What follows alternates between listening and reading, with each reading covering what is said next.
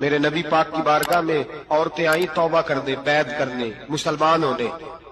तो हुजूर बैत लेते वक्त फरमाने लगे मेरे साथ वादा करो, झूठ नहीं बोलोगी, गीबत नहीं करोगी, जिना नहीं करो। एक औरत बोल पड़ी, कहने लगी या रसूल अल्लाह सल्लल्लाहु अलैहि वसल्लम, मैं मुसलमान तो नहीं पर खानदानी हूं, मेरे घर वालों के जहन में भी कभी जिना का ख्याल नहीं आया। नबी पाक सल्लल्लाहु अलैहि वसल्लम ने फरमाया जिना जुबान का भी होता है, जिना कान का भी होता है, जिना आंख का भी होता है।